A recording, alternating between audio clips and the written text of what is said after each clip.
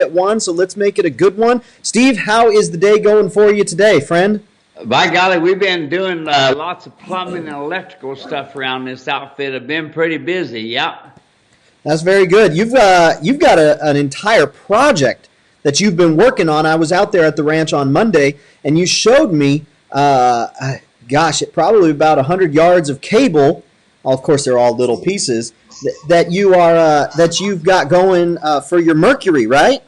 Yeah, I'm going to rewire the Mercury. That's going to be one of them other little chores I've got to do. Yeah, very good. Well, folks, we're here to talk mules and donkeys and a little bit of car. So if you've got a hot rod, be sure and let us know. Otherwise, we're going to get to your mule and donkey questions. There's really three things that we ask, and anybody that has watched for an extended period of time, you all know what those three things are. But if you're new, I'm not going to leave you out in the dark. I'm going to tell you exactly what we need you to do. First and foremost, we are so glad that you're here. Again, I'm Dave, and this is Steve, and we want to know who you are and where you're watching. So go ahead and on YouTube or on Facebook, click put in the comment section below, put where you're watching from and your name. We want to say hi to you. We want to know that you're here. We want to know that we're not alone. Steve and I, we hang out and chat outside of this, but this time is all about you and making sure that you get the answers you need. So when you get back out there in the stable, you get back out there in the corral, you can get to work and get things done. And get out there on the trail or start pulling. Whatever it is you've got going on, we want to get those mules ready. The second thing is that you ask any and every question that you got. So no question's dumb. No question is asked too many times. No question is irrelevant. And even if you have a horse question, we will entertain it and do our best to answer it. And then the final thing is that we ask that you share the broadcast. And you can do that a couple ways. If you're on YouTube, you can send an email to friends and family or a text message. And if you are on Facebook, you can tag whoever it is that you think would be appreciate what we're doing here. You can tag them. You can share it out using the share button. And we'll make sure that more and more people know what's going on here. Because that's the last thing we want is for mule folks to feel like they don't have any community, that it's all about the horses, that it's all about the horse community. Hey, we're here the entire time. We want to make sure that they know. Steve, does that sound good? Oh, man, it sounds good. I just was looking at an email. Guy sent me a picture and this sort of thing, and he says, I've been around this stuff for 30 years, and I thought I had a pretty good handle on things, but you've answered so many of my questions. He'd been watching YouTube, and that's what's fun. Yeah. He turned around then and was helping a couple other people saying, this is some new stuff that I learned. And it actually worked, Steve. So he said, thank you so much for your time that you put in. And that's what I love to hear that, Dave. Well, let's do the same thing for other folks. Want to say hello to Richard, watching from Palestine, East Texas. Wet and cold finally. Looking forward to seeing Dave in his Walmart or TSC cowboy hat. Very good. I was out on the ranch. I actually think I've got a picture here. I was out on the ranch on Monday. We were doing some videotaping. And got this picture right here. I don't know if y'all can see this or not. Right there. Picture of me in the cowboy hat out there on Steve's ranch. I had my cowboy shirt on there too. So yeah, it was a good time. Shooter in your hand. Yeah, that's right. Let's see. The Big Chill, Gary Green, watching from Tularosa. It's supposed to dip to 21 degrees tonight in Tularosa. Brr. Oh. That is going to be chilly. Get the fire going, I would imagine. We've got Leslie watching wet, cold, and muddy here in Midland, Michigan. Waiting to hear about sending my saddle to Mike. Nat's watching, Steve, from Missouri. Hey, granddaughter. Cold and rainy out there, she says. There you are. Cowboykin from Connecticut is watching. All these folks are over on YouTube. On Facebook, we've got Eileen. Watching from Nebraska. We've got Tracy from Lake Como, Pennsylvania. We've got Lori, says, hey, cowboy. Well, hey, right back to you. Well, of course, she's talking to you. I don't have my cowboy hat on. No, I'm in disguise. She didn't say cowman. Oh, she said cowboy. So she is talking to me. She knows this is my city disguise that I'm wearing. Let's see. David Cantors, Port Angeles, Washington. Blue sky, slight chill. Rebecca's watching from North Carolina. Thank you for your time with us, Steve and Dave. You're welcome, Rebecca. Nadine is watching from New Hampshire. I live in a heavily hunted area and use orange biothane britchin and breast collar on my mule. I love your saddle pad and have your trail light saddle, but any thoughts on an orange pad? Well, the big problem is, an orange wood, I've had them in the past, but they don't come in the type of material that I like to use. And it would be great, but folks, the idea of my pad is so that when it connects to the saddle, it creates a Velcro effect. And you know, I know a lot of you have seen the videos, and that the saddle don't move. And that's one of the reasons that we use the Delcron on the exterior.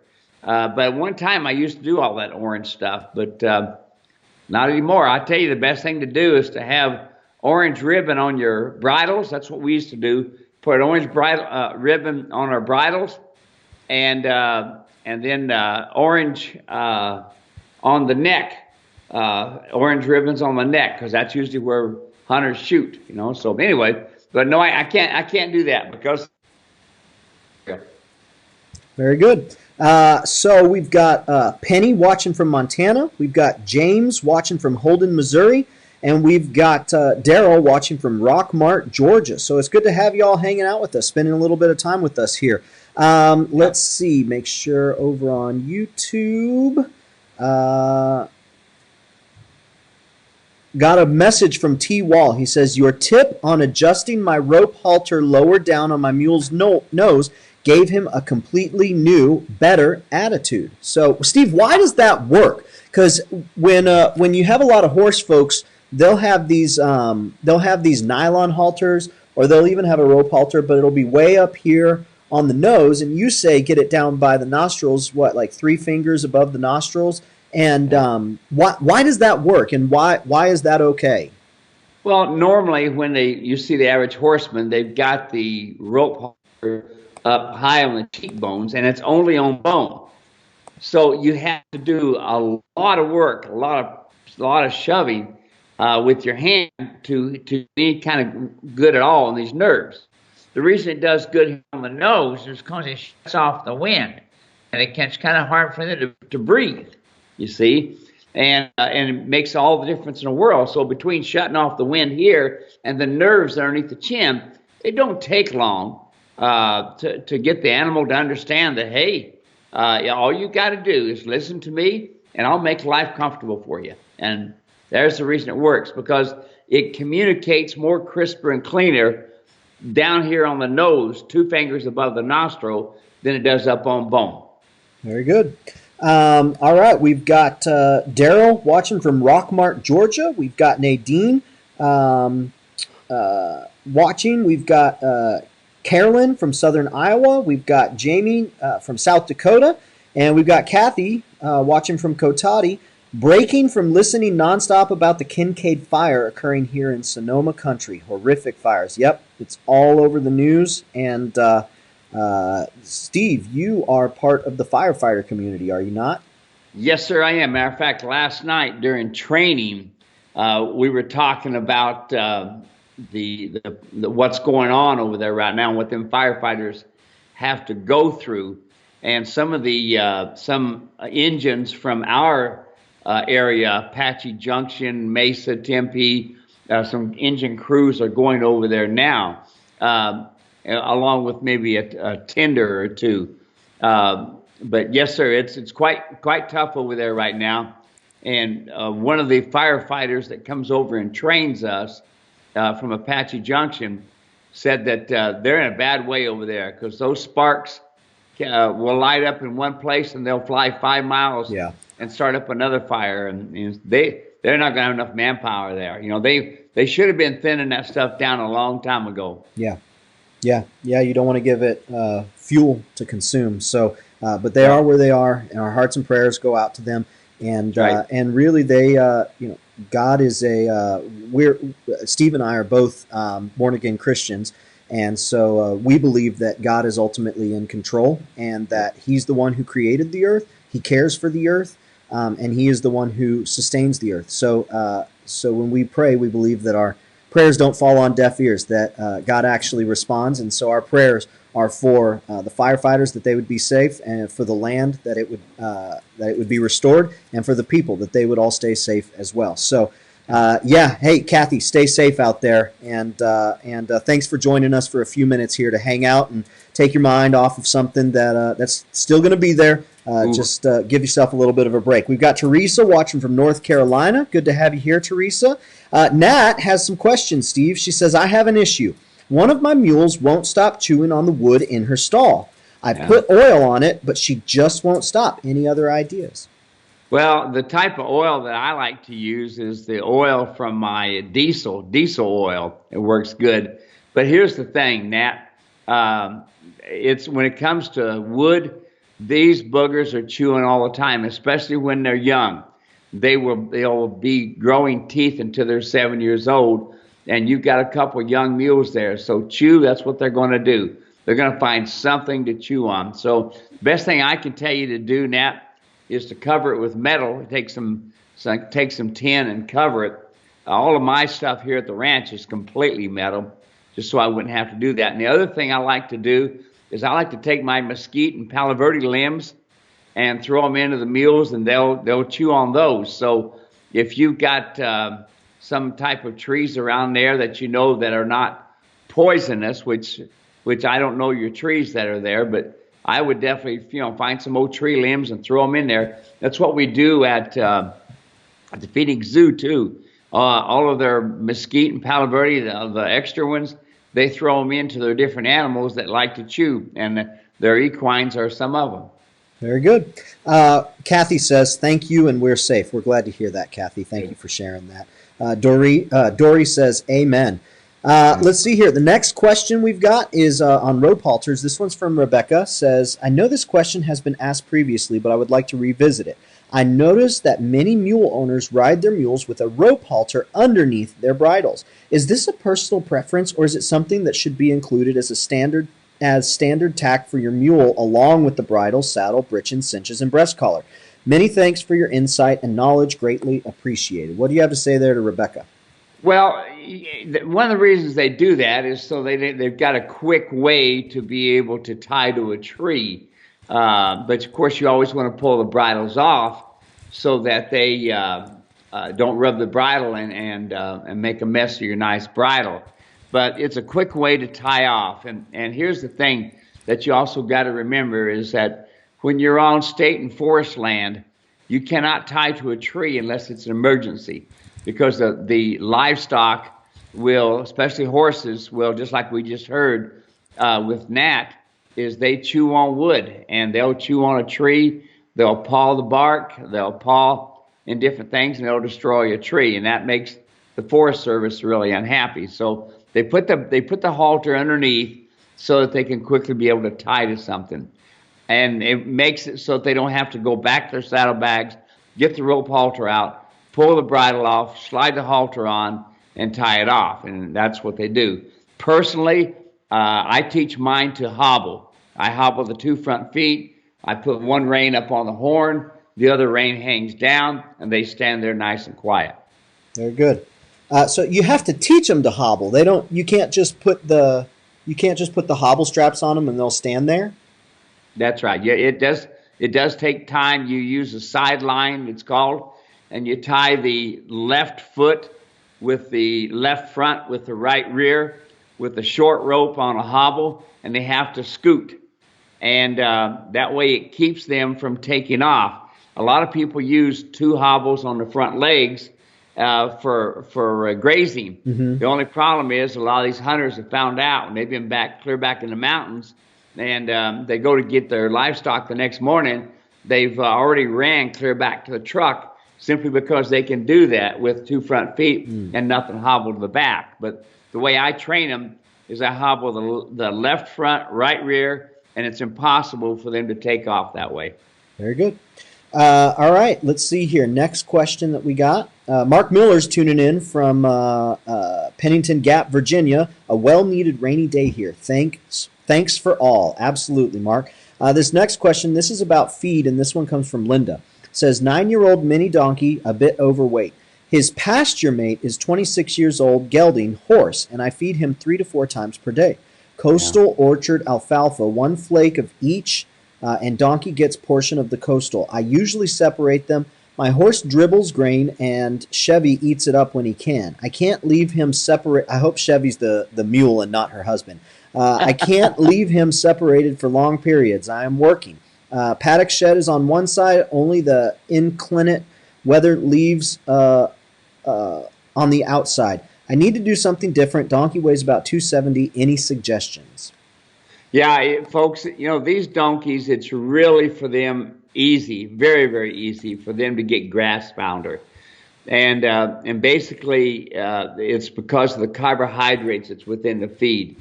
So when you feed any kind of alfalfa at all, it's got tons of carbohydrates and sugars.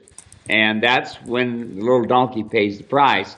Unfortunately, I have seen some of them that they've been overfed with too much carbohydrates, and they end up getting crippled, end up getting problems with their feet, foundered in their feet.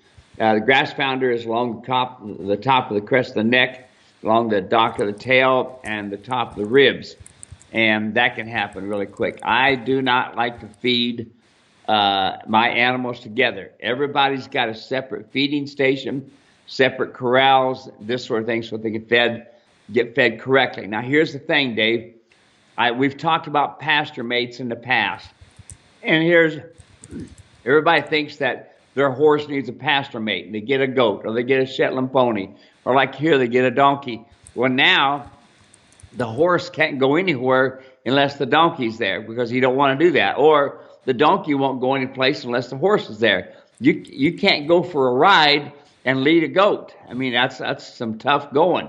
Or you can't go for a ride and lead a donkey that's wanting to feed all the time. So, folks, they don't need pasture mates. They really don't. You need to be the herd leader. You need to be their friend. You need to be their boss.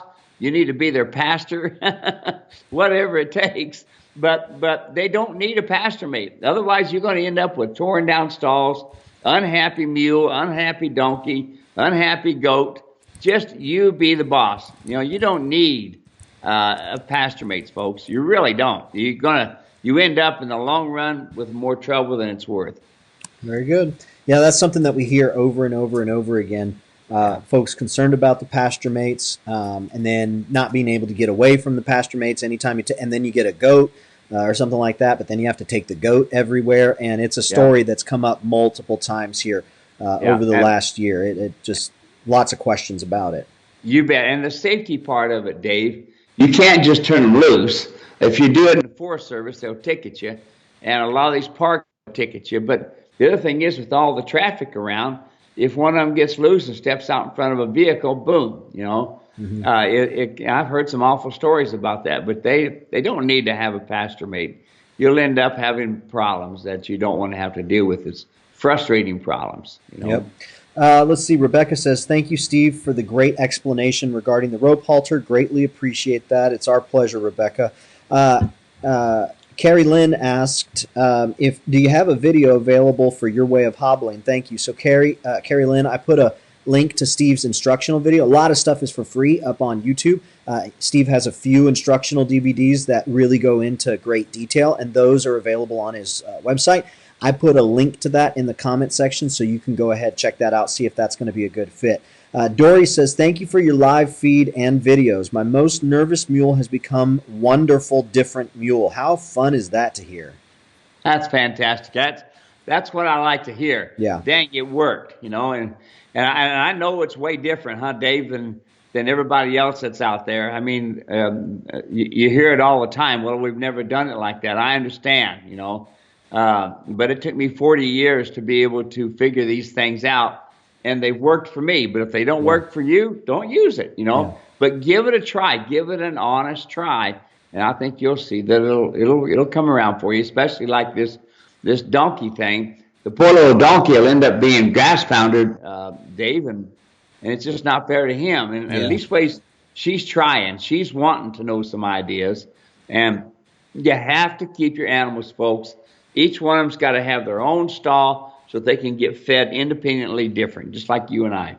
So I'll tell you what, I think in all the time that I've spent around you and all the interaction that I've had with mule owners and just all of our equine friends, one of the things that really stands out to me is to be a successful trainer, to be a successful owner, to really experience the joy that comes from having one of these animals in your life, is to approach them with a level of humility, curiosity, and just awe for the way that they've been created. And that's what I've seen in you, and that's what I've seen in our most successful clients, is the ones who approach it with a level of humility and say, look, hey, maybe I did it wrong the first time. I'm going to try it again, and I'm going to do the way that that Steve's saying this time. Those are the ones who experience breakthrough. The ones that typically we have a lot of back and forth with is the ones that just say, well, my trainer told me not to do it that way. Yeah. And okay, well, hey, if your trainer knows how to do it, then go ahead and follow the trainer. Yeah, but it's still happening. Well, we'll tell you what we can do, and it's just having that humility and the respect for the animal. Yeah. There's a lot of yabbit mules, and that happens all the time. And I understand, man, question, when I was doing this cowboy stuff, one thing you didn't do was question these guys too much. You just watch and listen, and that was the old way of doing it. They were so humble, they didn't want to tell you were wrong unless you were just about to get yourself killed, Then they'd get in there and say, Steve, old Nick would say, Steve, I had a horse like that back in 1928. And if he started talking and philosophizing and telling me a story, that's basically telling me, stop right there, listen to my story, and then go make the decision that you're getting ready to make, He was quite the guy. Yep. So we got a question here. On shoeing, and I think we talked about shoeing a little bit last week. I can't recall it. Sometimes the weeks just blend together. Yeah. But Jerry says, you said only 4 nails per shoe. Yep. Don't you wind up losing nails? No, I don't lose. I don't end up losing shoes. I don't end up losing nails. Oh, that's what he said. Don't you wind up losing shoes? That's what I meant to say. Okay, that's more like it there. No. My country's tough around here. This is straight up, straight down, plumb tough stuff, and I can't afford to lose a shoe. But no, I don't lose them. We got to think about this. Where's that third or fourth nail? It's right there in the quarter cracks. You get your smaller mules with a triple-aught shoe, and you put that third nail in. Where is it? Right in the softest part of the whole hoof. And then when that back foot does get a hold of it, or it does get twisted, it pops loose really easy. But having just the 4 nails in there, it's in good solid foot all the way around. And if they do get a hold of it, rarely do I lose a shoe, Rarely. Very good. All right, let's see here. We've got Paul watching from chilly and rainy Kentucky. Good to have you here, Paul. Let's see. We've got Karen. Guys, hi, guys. Karen from Raymond, California. Is your hobble designed for the front and back, or just the front feet? And I think you had said you do one front, one rear. Yeah. All right. So now when I'm grazing hobbling, and they are grazing as they're eating, I hobble left front, right rear. When I am hobbling them to stand still and quiet, I hobble the 2 front feet. When I am training them to stand still and quiet, I have a chain in the ground with 200 pounds of concrete onto it. And then when they go to move with that hobbles, it automatically grabs a hold of them and they stand in place. Now, I've had some of them fall because they've been on hobbles before and they think they can just run off. And when they do, whap, they hit the ground. It's not what I want, but they made the choice. So, but that's how I do it. And then if you don't have a chain in the ground, you take your hobbles to your 2 front feet and you hobble back to one of the back feet, usually the left rear, and then that teaches them not to run off, because when they go to jump with their front feet, the back foot comes up and it makes them sit down, and they'll quickly do it. That's the video that I use in that, Dave, that I sell on my website, is called Wait Here. Yeah. And it shows all kinds of ways how to tie a high line, how to hobble single, how to hobble double, how to do a I forgot spider, and a spider is a really good tool. A hobble goes to all 4 feet. When you have one that wants to run off all the time, you put a spider on them, and they'll want to stand still. But that's some of the old stuff we used to do.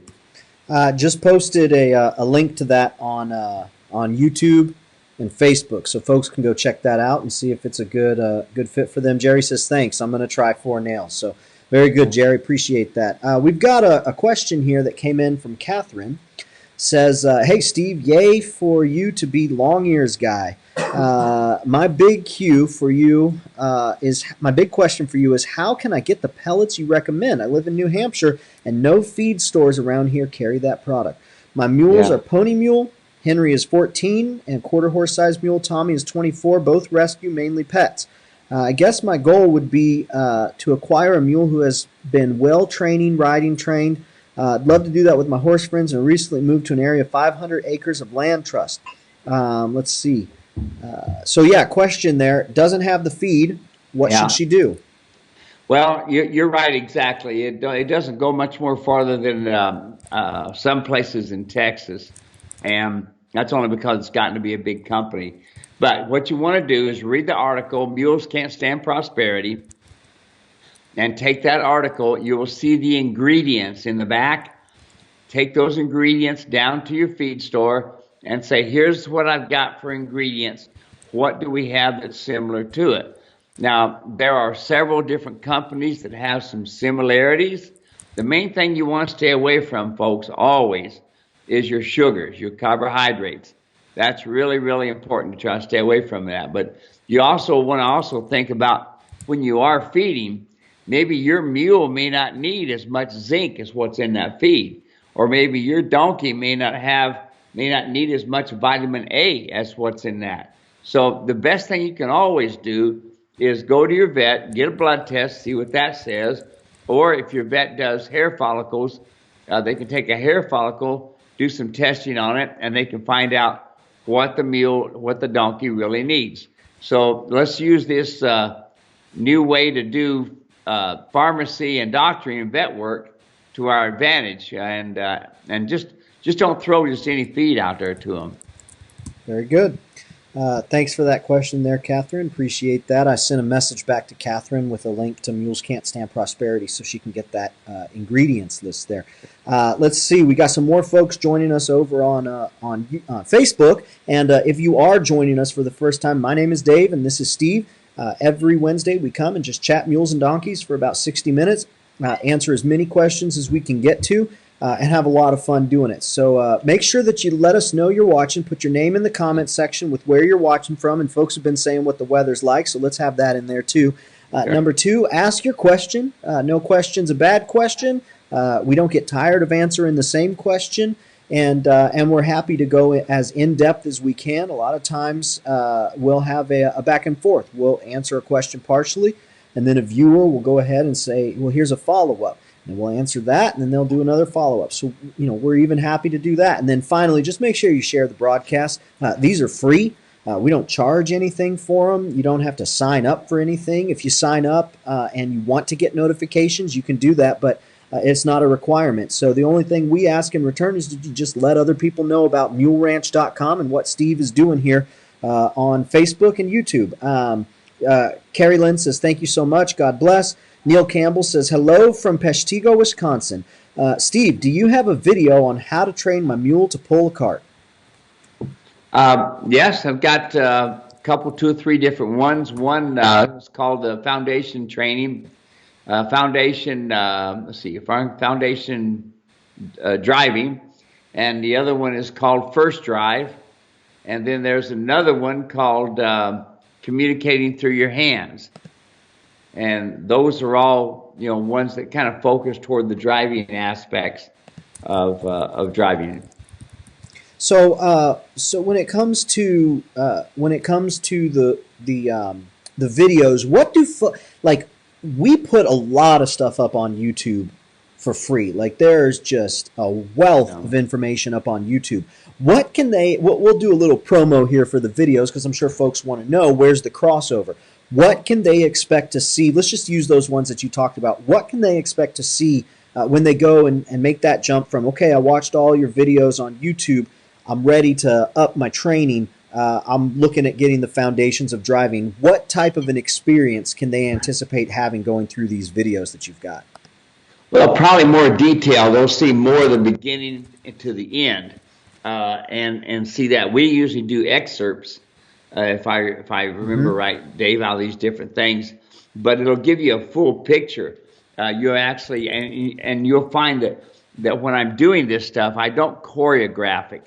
I do it just actually how it happens, the good, bad, and ugly, whatever happens, and then I show you how to fix the problem. But basically, it's the detail that we have in the DVDs, Dave. That's good.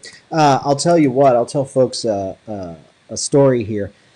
So Steve and I have a mutual friend, Mr. Michael Decker, and back in 2007, Michael said, "Hey, I've got a friend, a family friend, who's looking for someone to do some video stuff. You wouldn't be interested, would you?" I said, "Yeah, I need to earn some extra money. Young, just married, trying to get myself set." And so I was like, "Yeah, I could use some extra money." So he paired me up with Steve. And before I ever met Steve, Michael brought me all the videos. Michael brought me all the stuff that I need. And he says, "Now there's one thing Steve really wants." I said, "Okay, what is it?" He said, "Steve, it's very important to Steve that people know these videos are not trimmed. They're not edited. We don't take out the bad stuff and just leave the stuff that makes him look good. Steve wants it to say these videos are not Hollywood. They are filmed on a live working ranch." And he wants something with like the elements in the background, like lightning or something like that. I said, "Okay, I think I can come up with something." So I went out, I found some video of lightning, I put the words over. I said, these videos are not filmed in Hollywood. They are filmed on a live working ranch. And I showed it to Steve, and he goes, "That's exactly what I wanted. That's exactly what it needed to be." So that's been the case since the beginning. Is they're not edited down to make you look good. Yeah, and we're doing a bunch of new stuff, huh, Dave? I mean, folks, Dave here, he's younger than us, of course, but he's got all these great ideas and all this stuff, and I just sit there going, oh yeah. So there's getting ready to be a brand new website. You all are going to get all kinds of information. I can't believe what Dave's got in mind. I mean, this kid is always going, and how he gets an hour a week to spend time with us is amazing to me, because I know he's got 3 young boys that keep him busy, and a wife, and then several employees, but yet he takes an hour each week out, and I think that's super. But hey, this new website you all are going to see, it's going to be pretty incredible. Just a matter of getting with Dave and getting this thing going. It's going to be a lot of fun. I'll tell you what, the horses have had about 10,000 years, 20,000 years a head start on us. So we've got to make up ground. And you know what they didn't have? The internet. And we've got the internet, so we can get those mules and donkeys out ahead of the pack a lot quicker than they could when they were getting those horses out front of the pack. We've got a question from Jarrett here over on YouTube.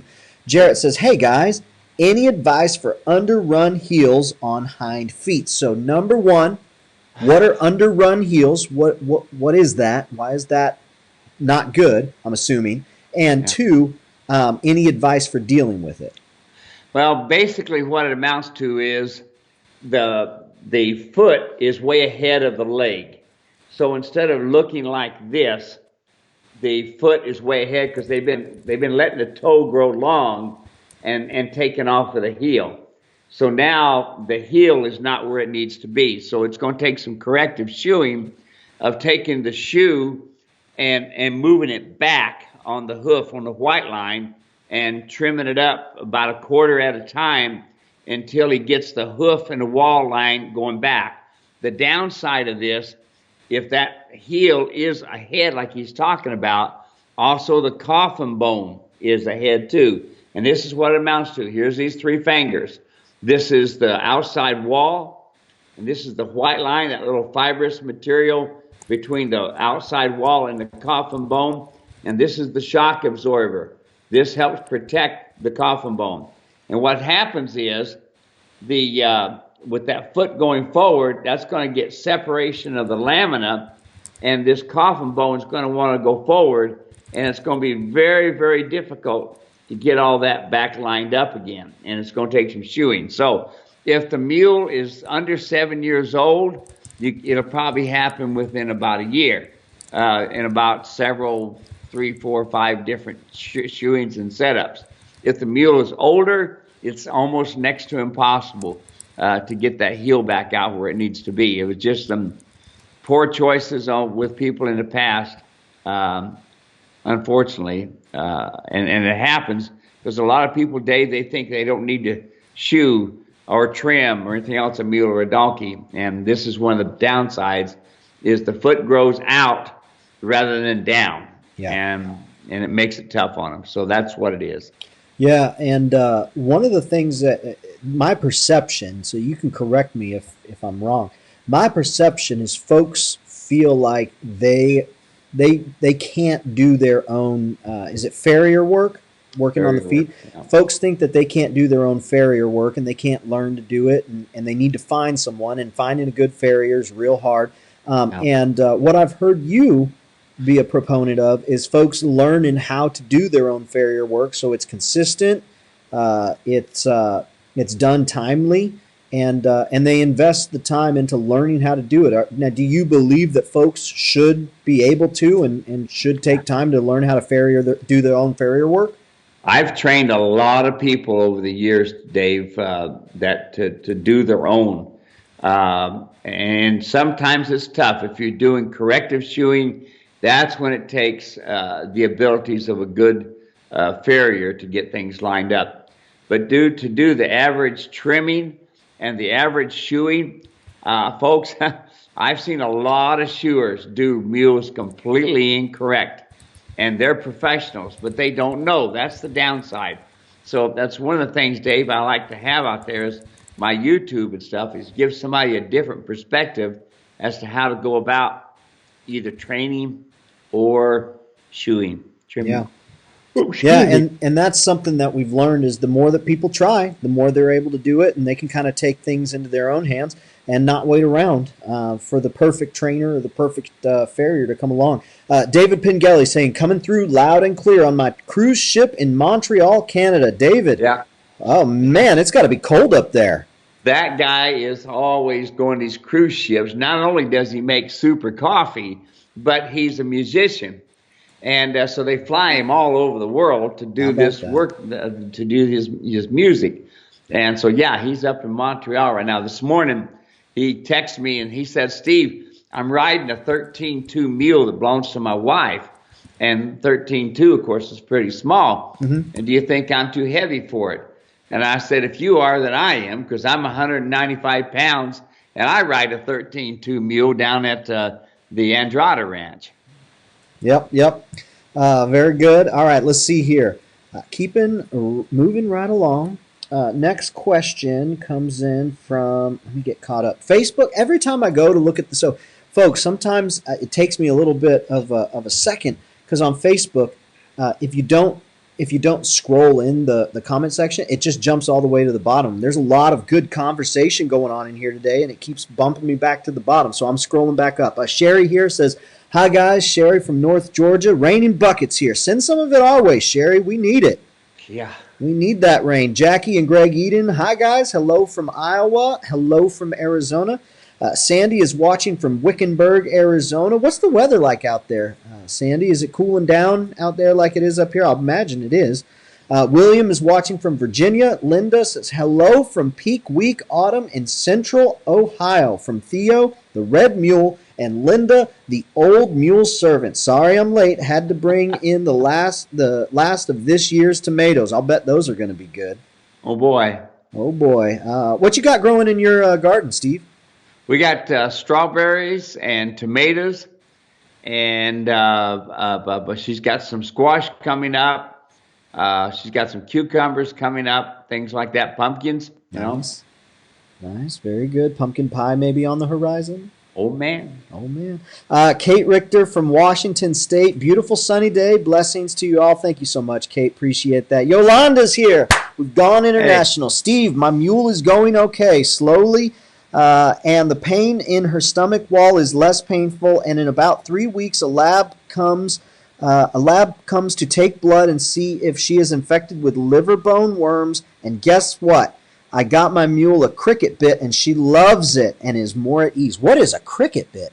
well, that's one of the few mules that that like it, because usually they spend so much time it drives you crazy. But a cricket is a roller inside the center of the bit, and they play with it all the time. And one of the downside is with the cricket, they'll like it at first, and then they'll start gapping their mouth and getting their tongue over top, because they can with that type of a little port. But it's kind of a way for them to build up saliva, and it's a way for them to have something else to do besides pay attention to you. Yep. So it's one of those deals where, hey, Steve's going to tell you what works for him. If you got something that works for you, and Yolanda is up, she is the ambassador for the mule Yeah, and donkey out there in the Netherlands, and in she's the up on it. Netherlands. So she knows what that mule needs, and she knows what works for her. So Paul's watching. Paul says, I've been working with my Ginny on trying to load in the trailer. So far, I haven't been able to get her to load, but I'm going slow and only trying 2 times per session. Now, Steve, we went out to, was it not Queen Creek? Oh, goodness. Where is it? Way out there? Yeah, it was the Avondale Goodyear Buckeye. Buckeye. Buckeye.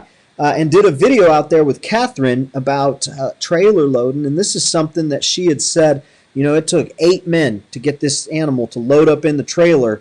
Yeah. And 45 minutes in, you, in your 60s, whatever you were weighing at the time, with almost a whole finger off of your hand, you were getting that mule to load in and out. What was the difference? Well, folks, we can't just when you're training, don't just say I'm going to do it for 10 minutes and that's enough, or I'm just going to do it twice and that's enough. It has to be 3, 6, 9, 12, So you do it 3, you get 3 the way you like it, you quit. And then you come back the next time and you do those 3. They do a good job. Then you do 6. Now you've done 6. They do a good job at 6. Next time you train, and you do not want to train every day. Train a little at a time. If you're doing a good job, then that training they'll keep right on going with it. But here's the thing. Number 1, they've got to have respect for the halter. If you're going up there twice, and then you go to do it again and they're still saying no, you're telling them it's okay. They've got to have some type of forward motion, and you cannot be pulling on them. That's one of the biggest things. Now, one of the things that you're going to be seeing in my video about trailer loading is when I pick up on the lead rope to touch them to go forward, I just hold my quirk up and I tap them on top of the back at the point of the croup. And then when they go forward a step or a half a step, I quit. But then I put it back up again, a little bit of pressure upon the rope. Notice I said don't pull, a little bit of pressure, and then use the quirk on the point of the croup, tap them to go forward. But before the horse trailer, folks, just like before the river, before the bridge, before this, do your homework at home. Lay down a piece of plywood, have them walk across that first, because it kind of has a thump, thump, thump sound like your trailer. Throw a tarp down. And with that tarp, they can learn to go across. Now, what you're doing is you're teaching them to respect the halter. It's not so much load into the trailer. It is when I pick up on that lead rope, I want you to go. Now, before the halter, you need to use the come-along hitch, because it'll get you far more. Like David said, even though, I was 65 years old, but I had at his finger, I had a knife that had gone through the bottom of it, and it was bleeding really tough, and I had to put a glove over it, and I was basically one-handed. But we got the mule loaded, and he got to where now she has no problem at all, and he's consistent. So you really need to have the come-along hitch first, do some groundwork away from the trailer, and then work your way to the trailer. And that video, Dave, gives them the ground foundation. Yeah, I put that in the put that a link to that video. Y'all can see our experience out there on the ranch. The ground foundation starting kit. Y'all, if you do not have the ground foundation starting kit, i.e., if you don't have the rope halter, come along rope, and the problem mule video, I want you to go buy this trio right here. We discounted it, so it gives you all three for a little bit of a discount there. But I want you to go and buy it. Make sure you have the come along rope, the rope halter, and the problem mule. The reason why those three tools are so important is because all of the tune-up work and all of the corrective work that you're going to do and all the ground foundation, they revolve around that rope halter and the come-along rope. And if you watch more than 5 videos of Steve's YouTube channel, you're going to see that come-along rope or that rope halter, one of the two, make an appearance in 98% of the videos. And just look at the reviews that people put on these products. And we won't tell you how great they are. We'll let you tell them how great it is. Now, you still got to go out there and do things the right way. That's the problem mule video. That shows you how to do it the right way. The tool, the come-along rope and the rope halter, they're only as good as your communication is. So don't think just because you got the come-along rope or the rope halter that everything gets better. You need to know how to use it. So you watch the videos on YouTube, you watch the problem mule video, and you'll get a good idea of how to do it. Is that correct, Steve? There you go. It's one thing having the tool. It's another thing using it correctly. Just like a crescent wrench, you can tighten one way and loosen another with that crescent wrench. And so you just need to know how to use the tool, and away you go. Yep. All right, here's a question we've gotten before, and anxious to hear your answer. It's great because sometimes we'll answer the same question the same way from a different angle and learn something new. Linda says, question about pawing while tied. Theo will paw the ground when he is getting tacked up. He paws while getting saddled, but stops pawing when I put a bit and bridle on. Should I put the bit and bridle on first? How can I teach him not to paw? By the way, he doesn't pull away, just paws, which is rude, is what she says. Yeah, it's rude, all right. So here's the deal. The pawing is all part of I don't want to be here. And so they'll paw, and or I want the grass that's underneath the snow. They'll paw to get to that. The best thing you can do is take you 2 straps, one for each leg, and about 16-inch of real heavy chain, and put it on each leg. And as they paw, that chain hits them on a cannonball and makes them uncomfortable. You also want to take a string and go from one hobble across the top of the neck to the other hobble and tie it to keep the hobbles from dropping down. And that'll be very helpful for you. But it's rude to you, but to them it's how they get what they want. They don't want to be there, so if I paw, maybe you'll take me away, or maybe you'll lengthen my lead rope, or maybe you'll do something else, but I need you really to just let me off of here and put me out in the pasture. Yep, very good. All right, let's see here. What other questions are coming in? Folks, we've got a few minutes left here, and if you are just joining us, I want to introduce myself and tell you my name is Dave, and this is Steve. Steve's been working with mules for the better part of 40 years, cowboying all his life, and I get to hang out with him every Wednesday talking about mules and donkeys. So if you're first time watching or if you've never commented before, this is a challenge for you. Go ahead, put your name and where you're watching from in the comment section. We would love to say hello to you right here on this live stream. It's live. There might be about a 10-second delay, but if you put your name in there, we're going to see it and we're going to say hello. Second thing is ask that you put your questions in there. We've got about one more question here for this week, so we'll have a little bit of time. So if you were thinking, oh gosh, I don't know if they're going to have time, we will have time to get to it, and we do our best to make sure every question gets answered. So put that in the comment section. The last part is that we just ask you that you share this with friends and family and folks who you know appreciate good donkey and good mule content, because that's what we try to do here every single week. So let's take a look here. Linda says thank you, so she's appreciative there. Looking over on YouTube, we've got Kimberly from Gilbert watching. Says, sorry I'm late. I will have to keep up. You know what? I actually thought we had one more. Steve, we've gotten through all of the questions. Oh, Questions so far for today. I'll tell you what, you have anything you want to talk about? Things we have coming up, things that we're looking on, maybe putting on the website here in the coming months or so? well, Dave, like you've been telling me, you've got some great ideas for a new website. And folks, the idea of my information here is to get you to try something different. This new website's going to come out. It's going to have a lot of information. We've got a lot of new training sessions that's going to be on YouTube and Facebook and this sort of thing. But even all this stuff that I put together, if some of it works for you, use it. But here's the thing. You're gonna have a lot of people not real happy with you because that's just not the way it's done. So you're going to get a lot of people with a lot of ideas, and you just have to work on what works good for you. It's not a matter of me selling you a come along rope or something like that, but it's a matter of me getting you to try a different technique, a different way, so that it makes it easier on you and easier on the animal. I've got a lot of clients that are training these animals on their own. They're doing their own shoeing.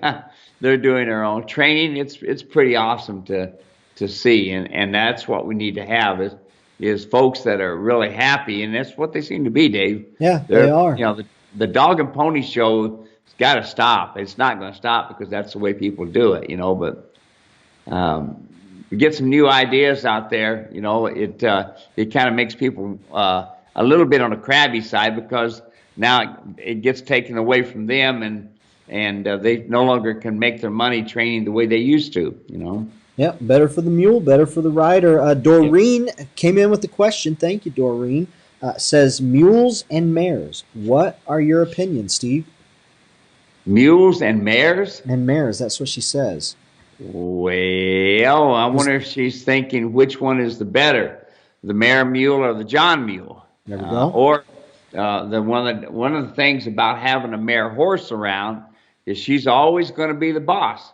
She's going to boss them mules around. She'll bite them. She'll kick them. She'll push them around, but she will be the boss, where that's something you need to be. But if you're asking me which one I like better, the mare mule or the John mule, it makes no difference. What I like is disposition. When you get a mule, you get a good disposition. It don't make any difference what color, how much training, how many times it's been to Colorado, whatever. It is disposition. That's what you buy. That's what we've heard so many times. I cannot count. I've lost track. I wouldn't even attempt to try. The number of times the words have appeared in a sentence of, he didn't do that with the old owner, or the number of times where they've said, he is a trained mule, but the number of times we've read, I was told that he had traveled up and down the Grand Canyon. All of these lines, it's mind-boggling how many times we see that, and it just, it really doesn't matter, does it? No, it doesn't. I have people. I just had a couple people today call me and say this mule is a trained mule, but he's sure not doing what he's supposed to do. And I say, well, tell me what you're doing. And they want to pick up the foot. And I says, yeah, the mule doesn't want to pick up the foot because you're not communicating correctly to him. That's why. So they may be a trained mule, but you need to learn the cues. You need to learn what button to push so that they can do what you want them to do. Yeah, that's right. Let's see. David, watching from Rio, Illinois, my third live. David, it's good to have you here. Been watching the YouTube videos. Great information. Thank you. We've got Kimberly asking future clinics at the ranch. Kimberly, have you been spying on me and Steve? Have you been listening to our messages back and forth? That's something Steve and I have been talking about, and we're trying to nail down some dates here in early 2020. So if you've got some ideas, send them our way. Can't say it'll be exactly what we do, but would love to hear if you got some ideas on when and what we should do. And maybe that'll give us something to go off of. But yeah. Well, I am going to Australia in March. We know we're going to be doing that. So all of you Australians, we got that Mule and Donkey show the 7th and 8th of March. It's a wonder we haven't heard from Dave and Di. I've sent an email out to the Rifle Creek Ranch there in Queensland and asked them about the dates and what they think they'd like to have and this sort of thing. So we're going to spend a couple, 2-3 weeks there in Australia. So by golly, we're going to have a good time. We're going to do some training of some mules and some camels. Yeah, we'll be good. So Nat's here. She says, what bit should I use for speed events? To train, I use the martingale, and she does well. Excuse me, she does well. But when we are at the event, she doesn't listen. So I switched out the trail bit. She does okay, but let's see, but not as well as she does at home with the martingale. Yeah. The martingale would depend on if it's AMA rules or NASMA rules. The martingale is, or it also can be the judge, but you can use the martingale in your speed events. So your barrel racing, your pole bending, things like this, a lot of that type of thing, you can use that mule rider's martingale. You definitely want to use that, because here's the thing, Nat, when you get to a show, they're going to be looking all around, seeing all these things that are going on. So what you want to do is ride with your martingale before your event. You'll see a lot of trainers doing this. They're using their favorite training bit in the very beginning to kind of get the mule's head back together, the horse's head back together, and then they switch over to the bit they're going to use in that particular class. But anytime you get someplace like a show, something like that, something new, by golly, they're going to have their head high, look and see what's going on. So Nat, my granddaughter, there she is. I want you to use the martingale at first, do your riding around, this sort of thing. Ask the judge, is it permissible to use it? Let him see it, and go from there. I've yet to see a judge that would say, no, you can't use that in a speed event like that. Very good. Paul's got a question. Says, I'm using the come-along rope, and on one of your videos, I thought you said don't do threes as it might teach bad habits. Did I get that right? No, you do want to use threes. You want to use 3, 6, 9, 12. That's what you want to do. So today, let's just say today, I want my mule to back up. So he moves a shoulder, and then he moves a leg, and then he moves a foot. That's 3. So I'm done for that, for the right hand, right front. And then I take my left front. I get a shoulder, I get a leg, and then I get a foot. So that's done. I've got the left foot with 3, the right foot with 3. And then I go, the next time I train, you don't have to train every day. I take and do those 3, and I add 3 more to it. And then finally I get to 12, and then I can mix and match them. So when you get to where you're doing it 12 at a time and they're responding really good, then by golly, go on and mix and match. Now, if at any one time that, like say you go to 9 and they're not responding correctly, then slow down, go back and try it again. And if you're still having a hard time, then go back to 6 and get it. So one of the things that I believe I have heard you say this, so correct me quick if I'm wrong, is when you do it the 3, you want to do it correct. You don't want to do it 3 times incorrectly, because once you've done it the 3rd time, now they've learned it. And, that's right. And now now they it's got a memory. foundation. So expect the slightest try. And if that slight try was kind of where you want it, where it's going in the right direction, then do the next one. And if it's better than the first one, then do the next one. Now I have foundation. I've got 3. And by the time you do the 3, 6, 9, 12, now you got a firm foundation. Now you can mix and match and do different things. Well, I'll tell you what. 12 times the mule does it right. That's a transformed mule. Oh, 12 men going out, taking one message, that changes the world. That changed the world. That's right. That's right there. That's a good number. Yes, sir. Let's see. Let's do the last question here we got for today. This one's from Dusty. Dusty, it's good to have you here. Thanks for watching. Glad you took a second to put your question in there. It says, what size round pin do you find most useful, Steve? What size round pin do you find most useful? I like to do my ground foundation training in a 50-foot round pin. It usually gives me plenty of ways to use it, and I I use a round pin if I'm building a foundation or if I've got one hard to catch. But I don't just put them in there and chase them around just to the point of moving them around. They've got to have a job. So if you put them in a round pin and you're going to be training on them, you can go ahead and put the rope halter on them, and they'll teach themselves how to rope halter. When it comes, last question here, Paul just put this in. He says, I've heard a law about pawing chains. Do you have a video that shows that setup? We don't have a video that shows the setup, but can you give them some instruction real quick? Yeah, basically you take 2 straps, kind of like a dog collar or something like that, and put it on the left and on the right above the leg. And then you take and run run a chain, about 16 inches or so of heavy chain, depending on how big the cannon bone is, and put it on each leg, and then run a baling twine from one strap to the other. And then as the chain moves, it's going to pound them on the cannon bone and make them uncomfortable. The idea of the string going from strap to strap is to keep the chains from going down to the ground. There we go.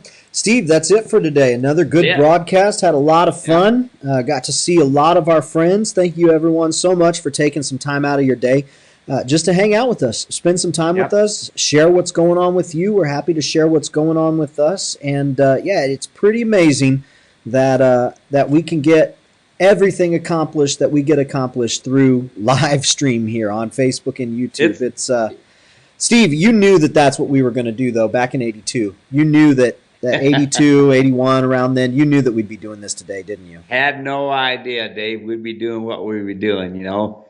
It's incredible. So it's so much fun to have people all over the world chime in and say that they've learned stuff, and that's great. Yeah, good friendships, good information, good community, and it's a good show. So thank you, everyone, for hanging out with us today. Have a great rest of your day. Stay safe out there.